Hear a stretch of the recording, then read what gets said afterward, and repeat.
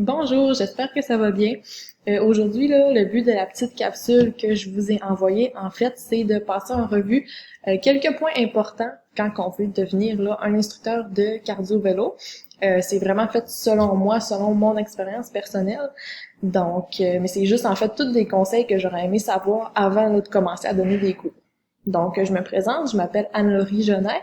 Je suis instructeur de cours en groupe depuis 2017. Donc, j'ai commencé à donner des cours de cardio-vélo là, quand j'étais au cégep.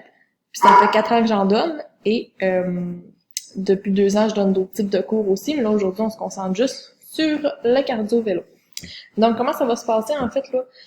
Je veux pas que la vidéo soit trop longue. Donc, il y a quelques points qu'on va passer plus en revue, plus en détail. Tout ce qui est de power music puis de conseils là, généraux que je trouve qui sont importants à souligner. Sinon, tout ce qui a rapport au vélo, comme l'ajustement, le coup de pédale, les exercices qu'on peut faire dans un cours, ça, je vais le passer très, très, très rapidement. Vous allez pouvoir juste lire, en fait, là, le document là, que vous allez voir. Là, je vais vous envoyer un document, en fait, là, qui va aller avec la vidéo.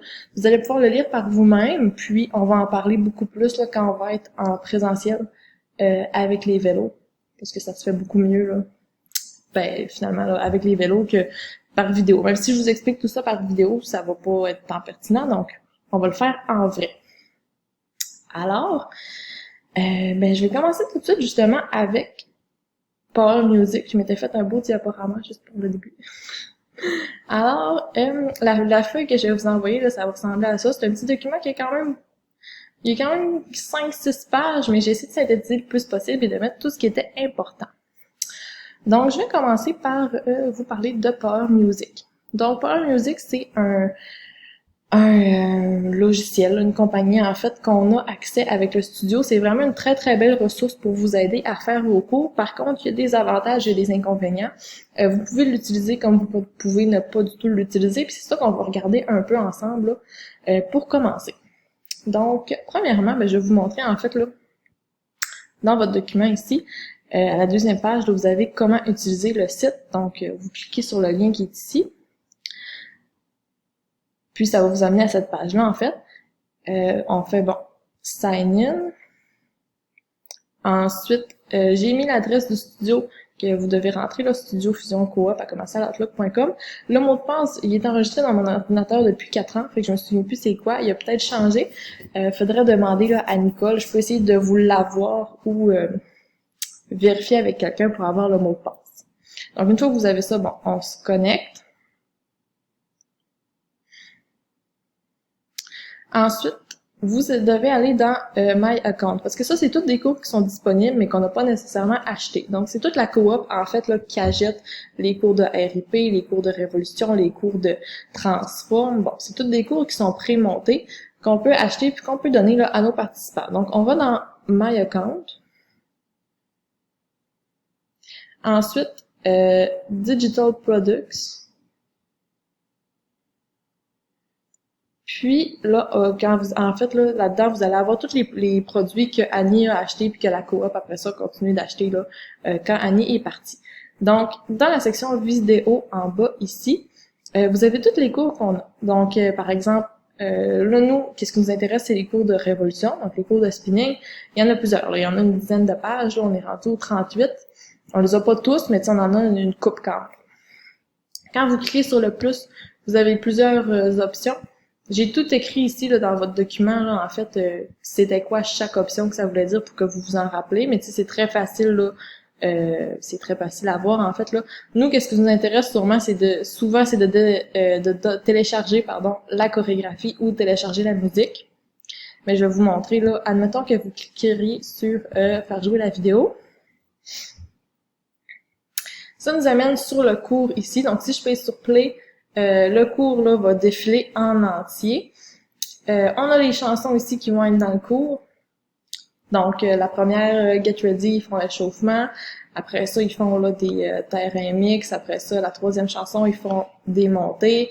Ils continuent avec des intervalles. Bon, c'est toute la planification du cours. Si vous voulez voir la chanson, juste le numéro 5, vous cliquez sur 5, vous pèsez sur play. Moi, je pèserai pas sur play parce que j'ai peur que ça bug.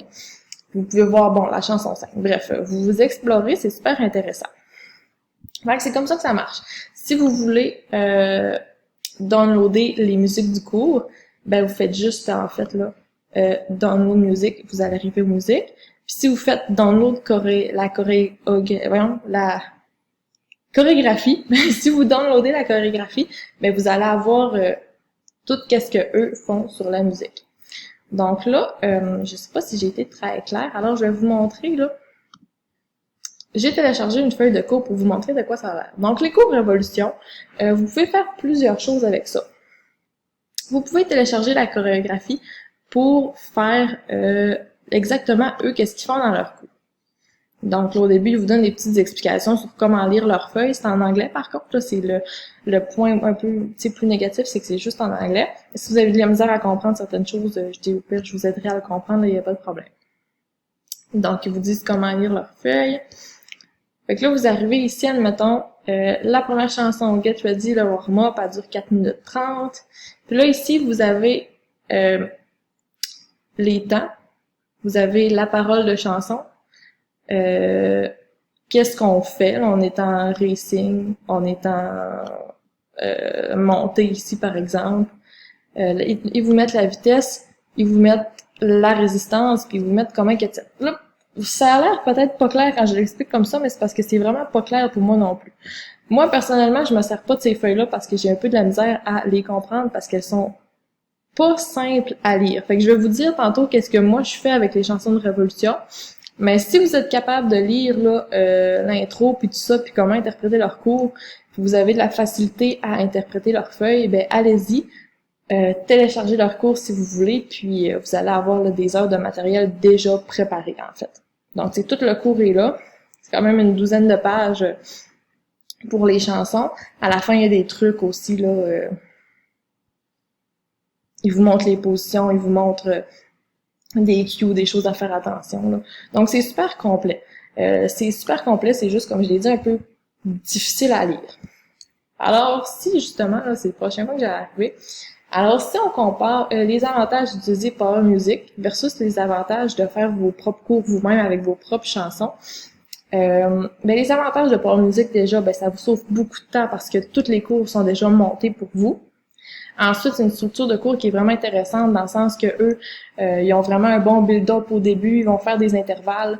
À la fin, ils ont un bon retour au calme. Tu sais, c'est des cours assez intenses. Donc, niveau structure de cours, là, c'est super aussi. Souvent, les gens ils aiment ça. C'est très cardio, là, c'est des intervalles. Donc, c'est super intéressant.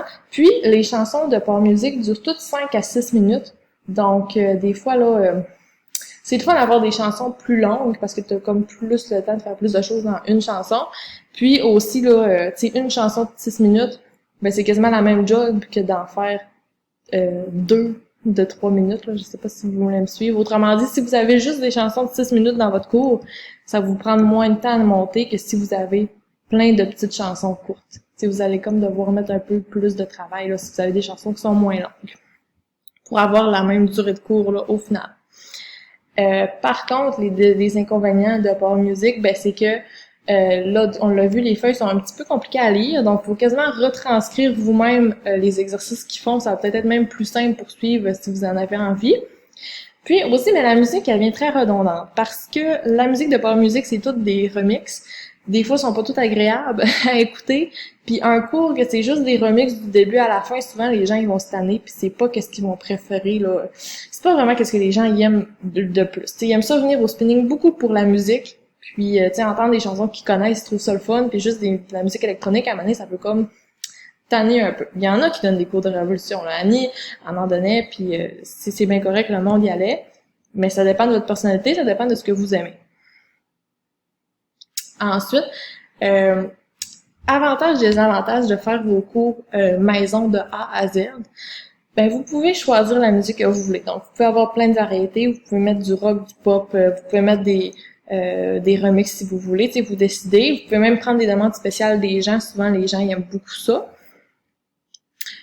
Puis, ben parfois, ça peut être plus facile à mémoriser parce que si vous faites des sprints, par exemple, sur une chanson que vous connaissez bien, vous savez que vous sprintez au refrain, ben c'est facile à mémoriser, puis vous avez quasiment pas besoin de regarder votre feuille à ce moment-là pour l'expliquer. Par contre, les inconvénients, ben c'est sûr, ça demande plus de temps pour monter le cours. Tu sais, ça prend du temps à monter des cours. plus on en monte, moins ça nous prend de temps, mais quand même, c'est toujours un bon investissement de temps. Ça demande beaucoup de recherche pour trouver les chansons, se renouveler, trouver des nouvelles chansons, trouver des idées, ça prend du temps aussi encore plus. Puis, ben, comme je disais tantôt, les chansons souvent sont plus courtes, ils durent souvent 3 minutes, donc faut en trouver un peu plus pour réussir à faire son 60 minutes de cours. Sinon, le conseil que je vous donne, moi personnellement, qu'est-ce que je fais? Puis ça, c'est moi, vous êtes pas obligé de le faire. Je monte mes cours, puis je vais shipper des chansons à Power Music. Fait que je mets mes propres chansons à moi que j'aime, que j'ai trouvées dans mon ordinateur sur Spotify. Puis j'intègre là au travers, je vais prendre une montée de Power Music, une chanson qui font des sprints parce que je trouve qu'ils sont longues, parce que je trouve qu'ils sont bonnes. Puis ça fit dans mon cours. Fait qu'on a comme 2, 3, 4 mix par cours. Puis le reste, c'est d'autres chansons rock, pop, de plein de styles différents. Donc moi, c'est comme ça que je fonctionne. Puis aussi, qu'est-ce que je fais avec les chansons de Power Music? Je les écoute. Des fois, je regarde qu'est-ce qu'ils font, mais je suis pas leur feuille. Genre, je réinvente. Je prends la chanson, puis je réinvente, là, je décide qu'est-ce que je fais dessus, je fais des affaires différentes. Donc, il y a vraiment plusieurs possibilités. Ça dépend de votre temps, ça dépend de qu'est-ce qui vous fait triper, qu'est-ce que vous aimez. C'est vraiment à vous de voir. Puis j'ai mis une note qui est quand même importante ici, c'est que il y a certaines compagnies, là, par exemple les compagnies Les Mills, qui donnent du body pump, qui donnent plein de cours en groupe. Eux, quand vous téléchargez leurs cours, nous on les a pas au studio, là, mais quand vous téléchargez leurs cours, vous êtes obligé de les donner dans leur intégralité, de dire qu'est-ce que la compagnie dit, de faire qu'est-ce que la compagnie fait. Power Music, c'est pas comme ça. Une fois qu'on a acheté le cours, qu'on a téléchargé les chansons, on fait qu'est-ce qu'on veut avec. Donc, quelque chose qui est le fun, c'est que vous pouvez aller chercher les chansons de R&B si vous voulez. Même si c'est pas un cours de spinning, il y a vraiment beaucoup de chansons de R&B qui sont bonnes. Vous pouvez les downloader. Puis, vous pouvez vous en servir pour dans vos cours de spinning. Il n'y a pas de problème avec ça. Donc, c'est un point qui est quand même intéressant. Alors ici, vous avez toute la démarche qu'on a faite ensemble. Vous avez chaque petit piton là, qu'est-ce que ça donne. Puis là, ben c'est ça. Là, le PDF, on l'a regardé. Oui, moi, là, sur mon ordinateur, je vais vous montrer, là. Télécharger les tunes de Power Music une après l'autre, c'est quand même long parce qu'il y a plusieurs cours. Alors moi, j'ai un onglet ici Power Music, j'ai tout plein de tunes qui sont déjà téléchargées, plein de cours de R&B, une douzaine de tunes par cours. Donc, si vous voulez, puisqu'on est on habite tous proches, je peux vous mettre toutes ces chansons-là sur une clé USB. Quand on se voit, on se prête la clé USB, puis vous mettez toutes ces chansons-là sur votre ordi. Fait que vous aurez juste à les rentrer là d'un coup dans votre ordi, puis ça va être fait. Si ça vous tente. Sinon, vous pouvez aller les chercher une après l'autre, là, il n'y a pas de problème. Là, je sais pas si je fais un test, je sais pas si on va l'entendre dans mon vidéo. Bon. Peu importe.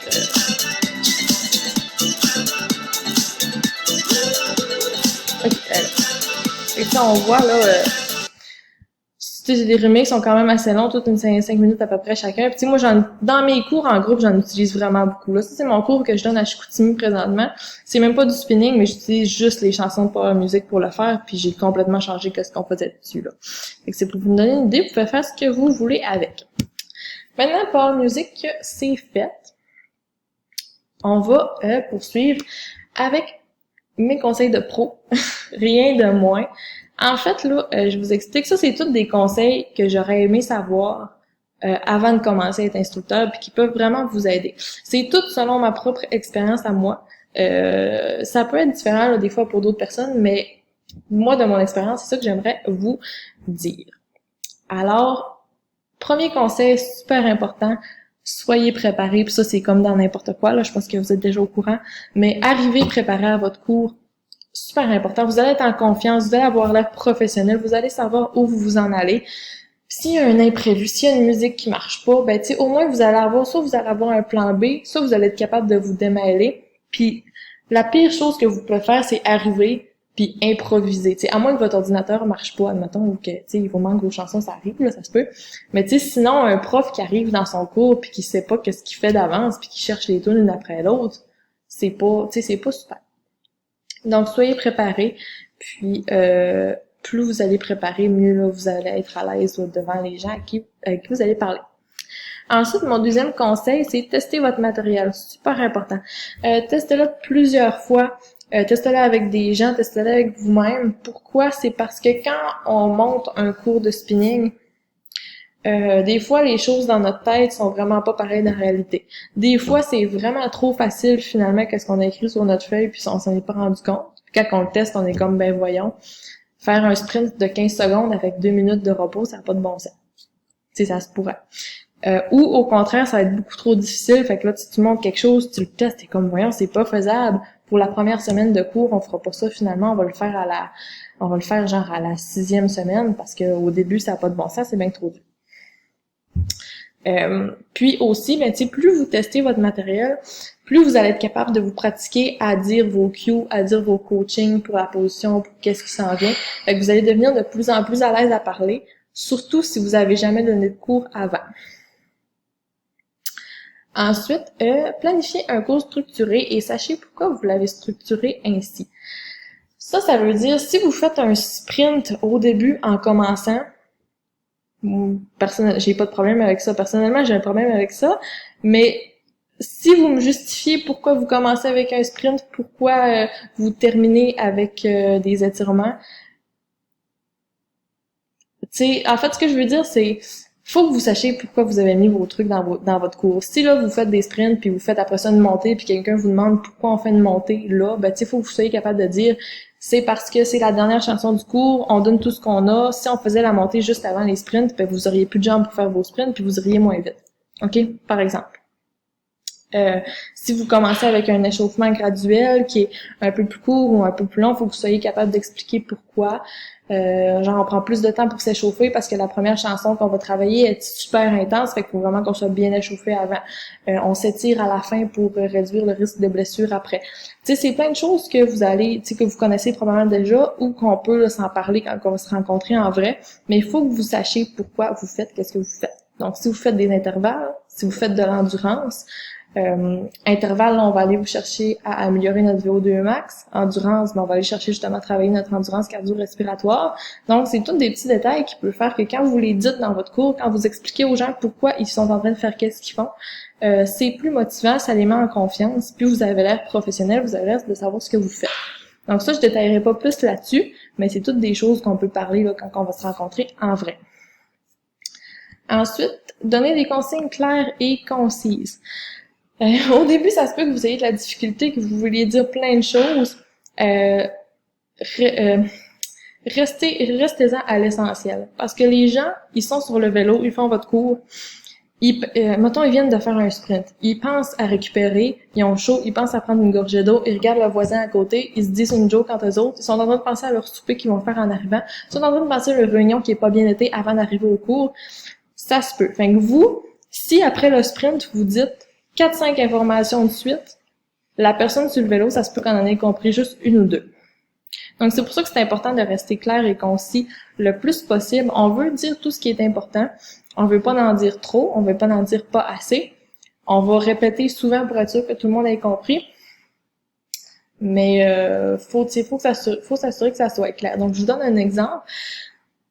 Avant de commencer une chanson, disons dans votre chanson, vous avez 3 sprints de 30 secondes et entre chaque sprint, on se lève debout, on monte la tension. Puis disons que vous avez prévu là de monter la tension une fois à 16, une fois à 17, une fois à 18. Au début de la chanson, vous n'avez pas besoin de dire tout ça. Vous pouvez dire aux gens, on va faire 3 sprints, ils durent 30 secondes chacun, et entre chaque sprint, on va monter la tension un petit peu. Puis ben là, une fois que vous avez commencé, bon, le premier sprint est fait, on monte à 16. Après ça, on fait le deuxième sprint. Bon, tantôt on a monté à 16, là on va monter à 17. Tu sais, en tout cas ça, on s'en reparlera plus en vrai, là. Je sais pas si vous voyez ce que je veux dire, mais c'est juste pas besoin de tout dire tout en même temps. Essayez de garder ça là concis le plus possible, clair. Puis ça devrait bien aller. Puis tu sais, en même temps, je vous dis ça, mon exemple est un peu flou, là, mais je vous dis ça, puis tu sais, chacun a sa manière de faire, là. Chacun dit ses choses différemment, chacun annonce ses affaires différemment. Moi, j'ai une façon de faire, mais c'est pas parce que vous le faites pas de la même façon que c'est pas bon. Vous avez votre façon, vous allez essayer de plein de façons différentes aussi. C'est bien correct. Ensuite, Prochain point super important, soyez à l'écoute de vos participants. Vraiment important. Parce que vous pouvez, moi ça m'est arrivé, ok, je vais vous le dire là, mes cours là au studio à Dolbeau, ça allait super bien. Je suis arrivée, j'ai changé de centre, j'allais à Chicoutimi dans un autre centre. J'arrive pour donner le même cours que je donnais à Dolbeau. Les gens ils ont fait, excuse-moi, mais c'est pas qu'est-ce qu'on veut, c'est pas qu'est-ce qu'on recherche, on n'aime pas ça, change tes affaires sinon on vient plus. T'sais, ils ont pas dit ça de même, mais c'est ça que ça voulait dire. Fait que là, je les ai écoutés. À chaque semaine, ils me disaient un peu plus. J'ai fini par saisir un peu plus qu'est-ce qu'ils voulaient, quel genre de cours qu'ils faisaient avant que je sois là. Puis dans le fond, l'instructeur qui était là avant moi donnait des cours totalement différents des miens. Fait que ça arrive. Fait que si vous, par exemple, là, au studio, là, il y a des cours que le lundi, mercredi, soir, les gens, tôt, là, ils font beaucoup de musculation dans leur cours, ils sont avec Nicole. Si jamais vous arrivez, puis vous prenez la place de Nicole un moment donné, parce que Nicole, elle s'absente pendant 6 semaines, puis vous faites des cours de révolution, le monde à Nicole, ils vont vous regarder, puis ils vont vous dire, voyons, c'est que tu fais. On n'aime pas ça, c'est pas ça qu'on veut. Ça dérange pas, là, ça se peut que, tu sais, c'est vous qui donnez le cours. Fait que s'ils sont pas contents, qu'ils s'en aillent, c'est pas grave. Mais si vous voulez que les gens restent, qu'ils reviennent, il va falloir que vous les écoutez, vous prenez leurs suggestions, puis vous essayez d'adapter votre cours là en fonction de qu'est-ce qu'ils veulent. Donc, puis ça, tu sais, dans les cours en groupe, on le voit beaucoup là. Les cours, c'est ça, un cours le lundi à 6 heures, que c'est la même clientèle depuis les 4 dernières années, c'est vraiment pas pareil qu'admettons le vendredi midi. Que tu sais, les autres, c'est des nouveaux qui viennent à chaque semaine, puis sont pressés, puis tu sais, ils veulent juste pédaler puis partir, tandis que ton lundi soir, ils sont super... ils ont vraiment un type de cours particulier, puis bref. Donc, il faut vraiment être à l'écoute des gens. Ensuite, demander des rétroactions. Ça va un peu dans le même ordre d'idée que d'écouter les gens, mais tu sais, à la fin du cours, puis vous n'êtes pas obligé de le faire, là. Mais moi, à la fin du cours, souvent, surtout quand c'est un nouveau cours que je donne où j'ai des nouvelles personnes, je dis aux gens, je suis disponible pour écouter vos questions. Je suis disponible, je suis ouverte aux commentaires, ouverte aux critiques constructives. Là, je lui dis, si vous, tu sais, moi, je veux m'améliorer, puis je veux que vous aimez le cours, je veux que le cours soit adapté à vous. Donc, vous pouvez me donner des commentaires là, si vous avez envie. Puis souvent, les gens, quand on leur dit ça, ils sont plus à l'aise, puis ils viennent nous dire... par exemple, dans un de mes cours cette semaine, justement, j'ai dit ça, j'ai dit si vous avez des commentaires, gênez-vous pas, là, je suis super ouverte, vous pouvez venir me voir. Puis là, une dame, elle revient quelques minutes après, elle dit ben t'as dit que t'étais ouverte aux commentaires, bon ben est-ce qu'on pourrait faire un peu moins d'étirement à la fin puis faire un peu plus d'abdos? Fait que j'ai dit c'était pas un cours de spinning, là, évidemment, c'était un cours de musculation, là, mais j'ai dit ben oui, je vais voir ce que je peux faire, puis on pourrait rapetisser un peu les étirements là, puis mettre plus d'abdos. Fait que c'est comme ça qu'on améliore notre cours puis qu'on garde nos gens. Puis ça vous permet de vous améliorer, puis ça permet aux gens d'être en confiance, puis la relation de confiance avec nos participants, là, c'est super important.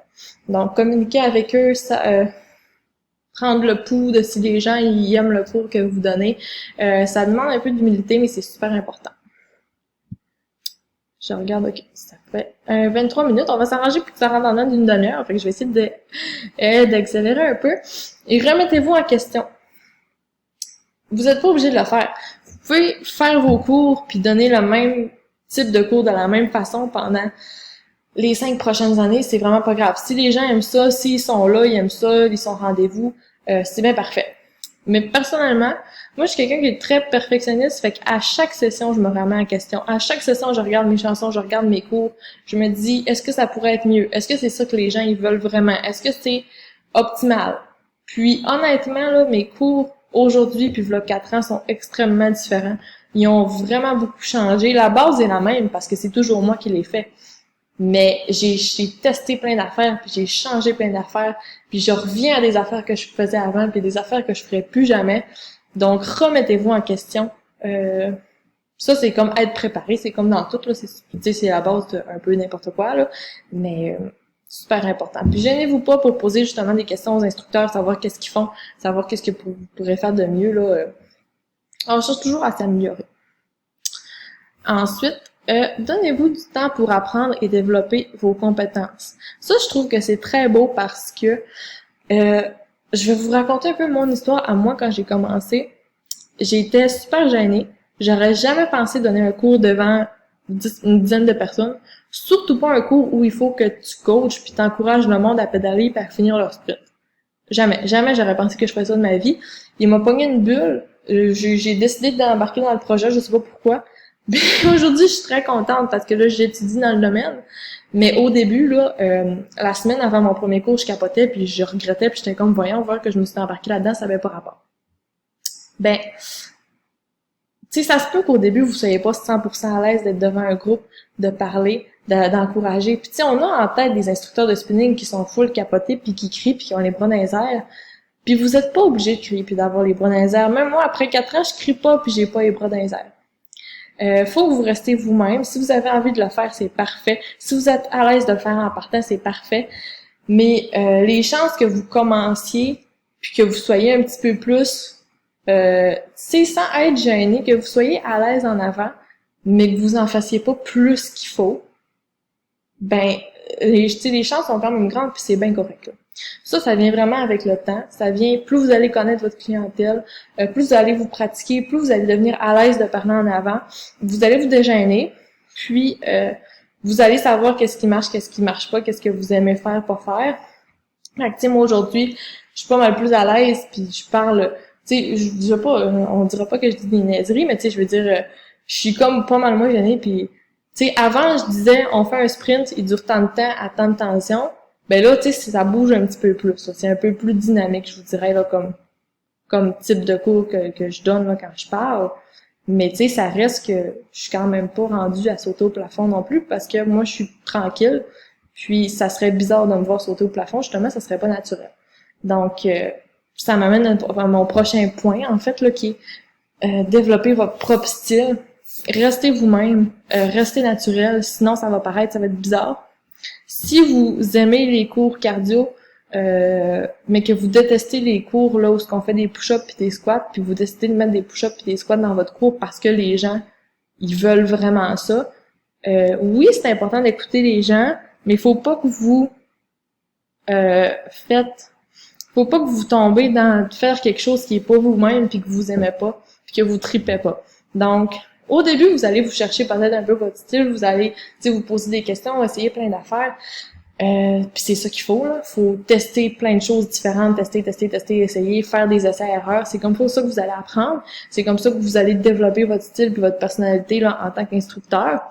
Puis c'est comme ça là, que vous allez savoir là, qu'est-ce que vous préférez. Puis, rappelez-vous, j'ai marqué, il y a autant de types de cours qu'il y a d'instructeurs. C'est pas parce que moi, ou Nicole, ou Annie donnaient des cours d'une certaine façon que c'est la seule façon de faire. C'est vraiment pas la meilleure façon ou la seule façon de faire. C'est la meilleure façon de faire, c'est la vôtre. Puis c'est qu'est-ce que vous allez aimer qui va faire triper. Ensuite, mon dernier point, c'est, ça a l'air niaiseux, là, mais c'est aimer les chansons que vous mettez dans vos cours. Ça m'est jamais arrivé, je pense, qu'une chanson que je la trouve moyenne, qu'elle finisse dans un de mes cours, je finis tout le temps par la tasser. Parce que, ça c'est de même dans pas mal tous les trucs de vente, là, mais pour que vous vendez un produit à quelqu'un, faut que vous soyez passionné, convaincu. En fait, comme j'ai marqué, là, pour être convaincant, vous devez être convaincu. Donc, si vous voulez vendre quelque chose à quelqu'un, si vous voulez que ce soit un objet ou que ce soit un plan d'entraînement ou un cours en groupe, faut que vous soyez passionné puis que vous ayez l'air de triper puis d'aimer qu'est-ce que vous faites. Si vous essayez de mettre une chanson genre de métal un peu plus élevé dans votre cours, parce que ça vous tente, parce que vous aimez ça, moi j'aime bien ça. Si vous avez l'air à triper en avant puis vous craquez le monde puis vous leur dites au bout intense qui s'en vient que genre ils vont sprinter là, au bout de leur vie, ben le monde ils vont triper puis ils vont sprinter au bout de leur vie même si c'est pas la musique qu'ils écoutent d'habitude parce qu'en avant vous êtes convaincant puis vous leur dites qu'ils vont triper.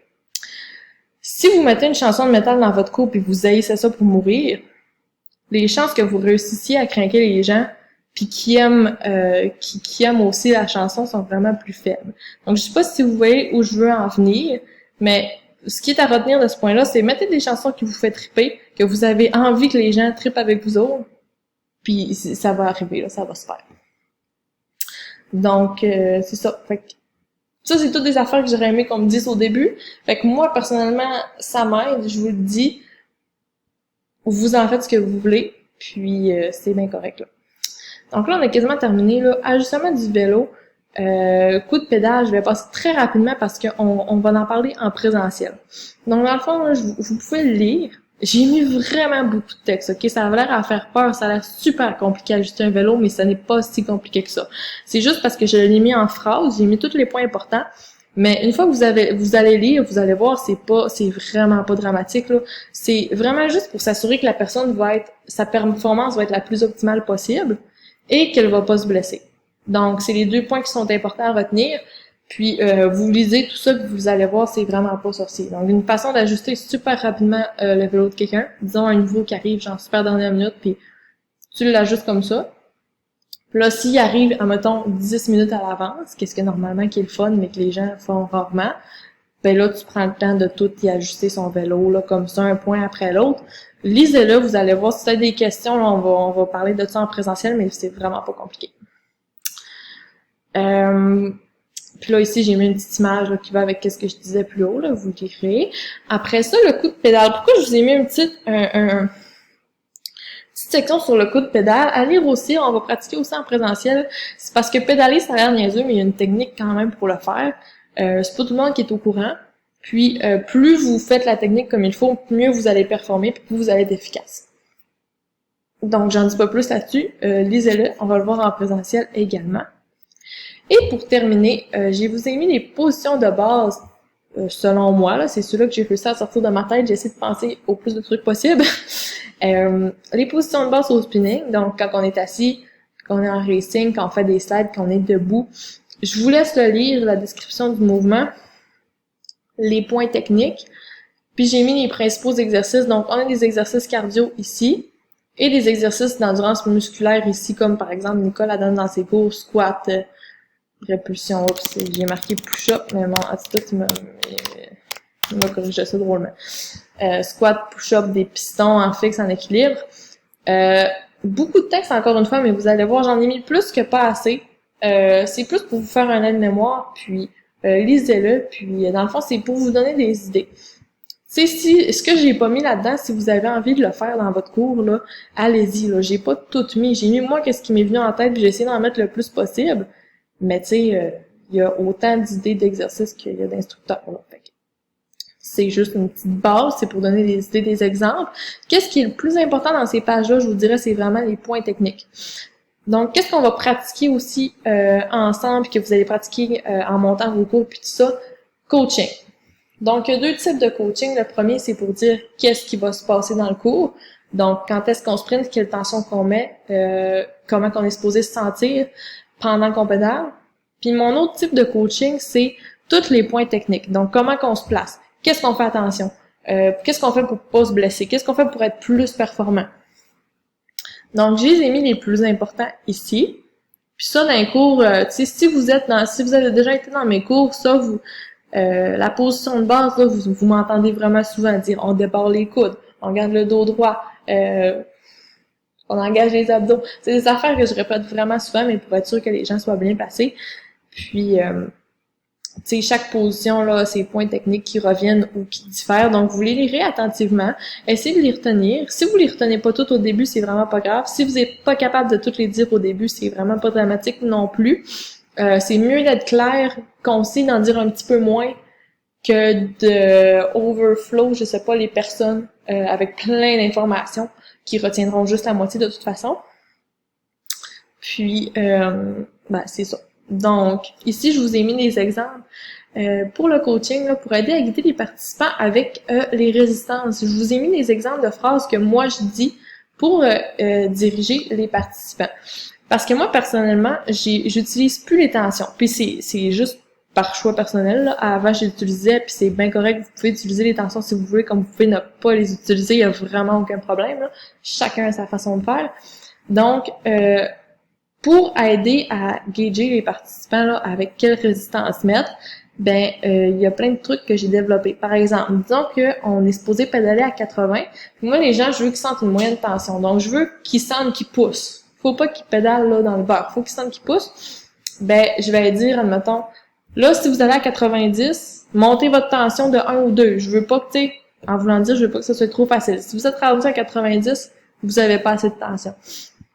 Ou, tu sais, on devrait sentir que ça chauffe dans les cuisses. Ou en ce moment, là, ça devrait être difficile, là. C'est dur de pousser. Ou, tu sais, en ce moment, vous pouvez dire, On a juste assez de tension pour être capable pour pas pédaler dans le beurre quand on va faire un sprint, par exemple. Donc, c'est plein de nuances que vous allez développer au fur et à mesure pour aider à guider vos participants à être là où ce que vous voulez qu'ils soient et non qu'ils se brûlent trop pour rien ou qu'ils travaillent pas assez. Ça, on pourrait en parler des heures, là, c'est vraiment... c'est des idées que je vous ai mis, mais vous allez développer vos propres phrases, là, puis c'est bien correct. Donc là, ça fait 35 minutes que je parle devant mon ordinateur. Je vais vous laisser lire tout ça, là, j'en dirai pas plus. À part un dernier conseil, là, mais ça va, on va vraiment le voir là, ensemble là, quand on va être en vrai, mais tu sais, par exemple, là, pour la position de base, quand on est assis, là, il y a genre 7 points techniques qui sont importants à dire. Admettons qu'on fait des sprints, ben je vais peut-être en dire un ou deux au début avant de commencer. Dos droit, on garde les épaules basses. Après mon premier sprint, pendant que les gens récupèrent, j'ai pas grand-chose à dire à part qu'on fait un autre sprint dans 30 secondes. Ben je peux en profiter pour dire, oubliez pas de débarrer les coudes. Après ça, tu fais un autre sprint, tu fais d'autres choses. Plus tard, un petit point mort, j'ai rien à dire. Je rappelle d'engager les abdos, je rappelle de pousser dans les talons. Fait que c'est toutes des choses qui se développent au fur et à mesure que vous allez pratiquer, puis vous allez trouver les bons moments pour les placer, pour pas qu'il y ait trop de vide, puis pour pas trop parler non plus en même temps. Donc, c'est ça. Fait que j'espère, en résumé, là, je vais retourner... j'ai pas de petite page salut, là, mais bon, on va retourner sur mon bonjour. En résumé, j'espère que mon document, il va pas vous faire peur. J'espère juste qu'il va vous donner plein d'idées, plein de trucs à vous mettre en tête pour quand vous allez donner vos cours cet automne, qui va vous motiver là, à vous préparer, à vous pratiquer, à essayer plein d'affaires. Fait que c'est vraiment ça que je veux que vous reteniez. Puis nous, on va se voir en présentiel ou on va se voir sur Zoom. Si vous avez des questions, on va en parler ensemble. Si vous avez des idées, on va en parler ensemble. Il n'y a aucun problème. Puis, tu sais, moi, j'espère qu'on va juste avoir plein de fun à préparer là, votre entrée à l'automne. Puis vous allez arriver super hot. Mais imparfait, parce qu'on est tous imparfaits là, au final. Donc, puis c'est normal, puis c'est bien correct. Alors, sur ce, je vous dis bonne fin de journée. Puis, on va se voir là bientôt pour regarder les ajustements des vélos puis tout le reste en présentiel. Merci!